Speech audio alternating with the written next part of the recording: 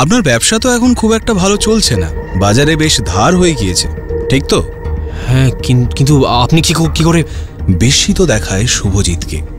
হাতে কিছুটা কাঁচা টাকা এলে ভালোই হয় বলুন। অনুমিত্র দৃষ্টি তীক্ষ্ণ হয়। মানে টাকার জন্য আমি আমার বাবাকে? হ্যাঁ।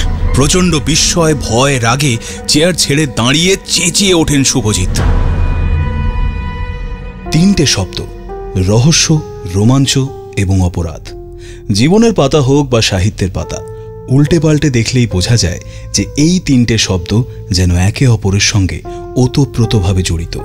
আর এই শব্দগুলোর মেলবন্ধনেই ঘটে যাওয়া কিছু ঘটনা সম্পর্কে তোমায় জানাতেই হাজির আমি Souvik. Welcome to my podcast রহস্যপিডিয়া। শুরু হচ্ছে সুবর্ণ বসুর লেখা অন্ধকার সরণি ধরে। আজ চতুর্থ পর্ব।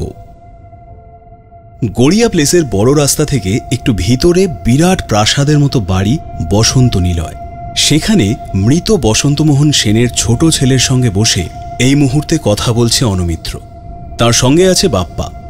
সকালে অনুমিত্র ইন্টারোগেশন করতে যাওয়ার সঙ্গে সঙ্গেই বসন্ত নিলয়ে ফোন করে সবাইকে থাকার কথা বলেন সিবি। ঘণ্টাখানেকের মধ্যেই বাপ্পাকে নিয়ে অনুমিত্র এসে পৌঁছেছে এই বাড়িতে। তাদের অভ্যর্থনা করছেন বসন্তমোহনের ছোট ছেলে সত্যজিৎ সেন, যিনি প্রথম তার বাবার মৃত্যুটা আসলে খুন এই সন্দেহে ইন্ডিয়ান ইন্টেলিজেন্স ব্যুরোতে যোগাযোগ করেন। সত্যজিতের বয়স 35-এর মধ্যেই, চেহারা সামান্য ভারীর দিকে, সরু গোঁফ রাখেন, মাথার চুল ছোট ছোট করে কাটা, আর চোখ দুটোয় গভীর সন্দেহ আর দুশ্চিন্তা। এখন তিনি তার সন্দেহের কারণগুলোই বলছেন অনুমিত্রকে। আচ্ছা সত্যজিৎ বাবু, হঠাৎ আপনার কেন মনে হলো যে আপনার বাবার মৃত্যুটা আত্মহত্যা নয়, খুন? তার অনেকগুলো কারণ আছে, এক এক করে বলি। বলুন। সোফায় ঠেস দিয়ে বসে অনুমিত্র। মৃত্যুর বেশ কয়েকদিন, মানে ধরুন প্রায় মাসখানেক আগে থেকেই বাবার আচরণের মধ্যে কিছু অস্বাভাবিকতা দেখা যাচ্ছিল। যেমন ধরুন, খেতে বসে হঠাৎ করে তরকারি তেতো হয়েছে বলে ছুঁড়ে ফেলে দিলেন। মাশরুম খেতে ভালোবাসতেন, কিন্তু ইদানিং মাশরুম খেয়েও পেটের একটু গোলমাল হচ্ছিল। আর কদিন ধরে বলতেন কী সব যেন দেখতে পাচ্ছেন। কী সব দেখতে পাচ্ছেন?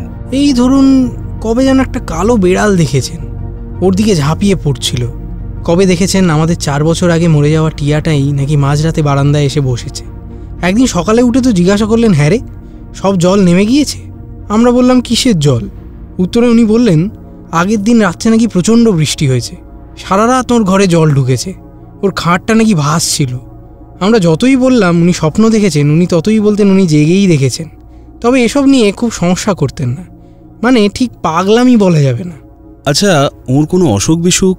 না, সামান্য একটু প্রেশার ছাড়া কিছুই ছিল না। প্রেশারের ওষুধ খেতেন। খুব শক্ত সমর্থ টনটনে জ্ঞানের মানুষ, সেই জন্যেই বাবার আচরণ আমার অদ্ভুত লাগত। মাঝে মাঝে খুব ভয়ও পেতেন। মৃত মানুষের ছায়া দেখতে পেতেন। আমাদের মা মারা গিয়েছেন বছর 3 আগে, সেই মাকে ইদানিং দেখতে পেতেন। বলতেন আমাদের মা নাকি লাল পাড় শাড়ি পরে ছাদে উঠে যাচ্ছেন, বাবাকে ডাকছেন ওর সাথে যেতে। এরকম সব ঘটনা ইদানিং এইসব দেখা বেড়েছিল একটু। কাউকে জানিয়েছিলেন? দাদাকে বলেছিলাম। দাদা বলল শলাকা নাকি বলেছে এরকমই হবে, একমাত্র শলাকাই নাকি পারে বাবাকে সারিয়ে তুলতে। যত সব ফালতু ব্যাপার। আচ্ছা, শলাকা কি করত? বাবাকে কি সব আয়ুর্বেদিক ওষুধ দিত। সেই রাতে খুনের সময় আপনি কোথায় ছিলেন? কোনো আওয়াজ শুনতে পেয়েছিলেন? না, শুনিনি। আমি তো আমার ঘরে ঘুমোচ্ছিলাম। ঠিক আছে সত্যজিৎ বাবু, অনেক ধন্যবাদ। আপনি আপনার দাদাকে পাঠিয়ে দিন দয়া করে। কিছুক্ষণ পর ঘরে প্রবেশ করলেন বসন্ত সেনের বড় ছেলে শুভজিৎ সেন। ওর মুখে ভয়ের ছাপ স্পষ্ট। বয়স বছর 40-42। চেহারা মোটার দিকেই, গোঁফ আছে, ঝুলপি দুটোয় পাক ধরেছে, 2 হাতে অনেকগুলো গ্রহরত্ন। প্রথমেই বললেন, এখানে কারোর কিচ্ছু করার নেই। বাবাকে জাদুটোনা করা হয়েছিল, মানে যাকে বলে ব্ল্যাক ম্যাজিক। তাই নাকি? তা আপনার শলাকাও কিছু করতে পারল না? এই প্রশ্নে একটু থমকে গেলেন শুভজিৎ। বললেন, উনি চেষ্টা করেছিলেন, বলেছিলেন অনেকটা দেরি হয়ে গিয়েছে, তবু যতটা করা যায় উনি করেছিলেন। আচ্ছা, কিভাবে খুঁজে পেলেন ওকে বলুন তো? এক পরিচিত লোকের সঙ্গে গিয়েছিলাম, সেই আমার সঙ্গে পরিচয় করিয়ে দিয়েছিল। আমার সব কিছু জেনে নিয়ে উনি প্রথমেই বললেন আমার বাবার খুব বিপদ, কেউ নাকি বাবার উপর কালো জাদু করেছে, অপঘাতের যোগ আছে। আর সেই অপশক্তি বাবার উপর ভর করে বাবাকে দিয়ে আত্মহত্যা করালো। বলে চোখ বুজে ফেললেন শুভজিৎ। তার চোখে জল। আচ্ছা শুভজিৎ বাবু, শলাকাকে কোথায় পাওয়া যায় একটু বলবেন? এসপ্ল্যানেডের কাছে ক্রুকেড লেনে ওর বাড়ি, ওখানেই চেম্বার। আচ্ছা বেশ, ঠিকানাটা পরিষ্কার করে লিখে একটা ডিরেকশন এঁকে দেবেন। একটা ব্যাপার বলুন তো, মৃত বসন্ত সেনের সম্পত্তি কে পাবে? বাবার উইল করা ছিল, আমরা দুই ভাই বাবার সম্পত্তির সমান ভাগিদার। আপনার ব্যবসা তো এখন খুব একটা ভালো চলছে না, বাজারে বেশ ধার হয়ে গিয়েছে, ঠিক তো? হ্যাঁ, কিন্তু আপনি কি করে? বিস্মিত দেখায় শুভজিৎকে। হাতে কিছুটা কাঁচা টাকা এলে ভালোই হয় বলুন। অনুমিত্র দৃষ্টি তীক্ষ্ণ হয়। মানে টাকার জন্য আমি আমার বাবাকে?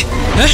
প্রচন্ড বিস্ময়, ভয়, রাগে চেয়ার ছেড়ে দাঁড়িয়ে চেঁচিয়ে ওঠেন শুভজিৎ।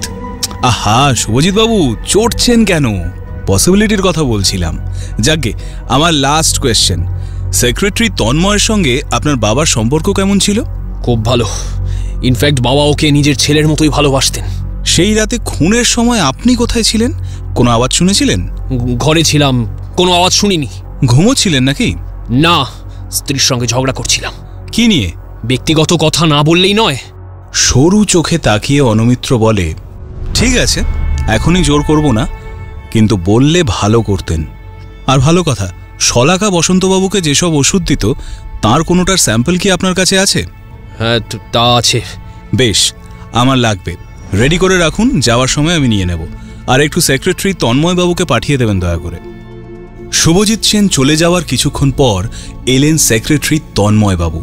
তন্ময়বাবুর দু চোখ লাল, দেখে মনে হয় অসম্ভব শক পেয়েছেন। বয়স 30-এর আশেপাশে, লম্বা দোহারা চেহারা, পরনে সাধারণ প্যান্ট শার্ট, গালে 2-3 দিনের না কামানো দাড়ি, চশমার আড়ালে দুটো চোখ লালচে, কান্নার জন্যই সম্ভবত। আসুন তন্ময়বাবু, দেখে মনে হচ্ছে গত দুরাত ভালো করে ঘুমাননি। ঘুমোতে পারিনি, বারবার স্যারের কথা মনে পড়েছে। স্যার আমার বাবার মতো ছিলেন। বলেই আর কান্না সামলাতে পারলেন না তিনি। তন্ময়কে সামলানোর জন্য মিনিট খানেক সময় দিল অনুমিত্র। তারপর জিজ্ঞেস করল, আপনার বাড়ি কোথায়? বাড়িতে কে কে আছেন? 3 কুলে কেউ নেই স্যার। দূর সম্পর্কে মামা পড়াশোনা করিয়েছেন। মামার স্যারের সঙ্গে চেনা ছিল, মামাই স্যারকে বলে ওর কাছে কাজের ব্যবস্থা করিয়ে দিয়েছিলেন। স্যারের বাড়ির ছেলের মতোই হয়ে গিয়েছিলাম, খুব স্নেহ করতেন। আচ্ছা, আপনার পড়াশোনা কত দূর? BSc, Vidyasagar college, CU. Subject কি ছিল? Bio general. বেশ, তা এখন আপনি কোথায় যাবেন? ফের সেই মামার কাছে গিয়েই উঠতে হবে। নিজস্ব সংস্থান বলতে তো কিছুই নেই। আগে টুকিটাকি টিউশন পড়াতাম। খুনের রাতে কি করছিলেন আপনি? আমার দেরিতে ঘুমানোর অভ্যেস। আমি তো ঘরের দরজা বন্ধ করে রাত 2-3টে অবধি বইপত্র পড়ি, কাগজের কাটিং কালেকশন করি।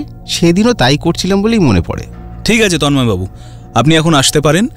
আপাতত এই বাড়ি ছেড়ে কিন্তু আপনি কোথাও যাবেন না।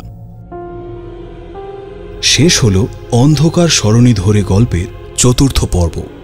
পরবর্তী পর্বের জন্য শুনতে থাকো রহস্যপিডিয়া সৌভিকের সঙ্গে, only on youtube.com/919 Friends FM Podcast।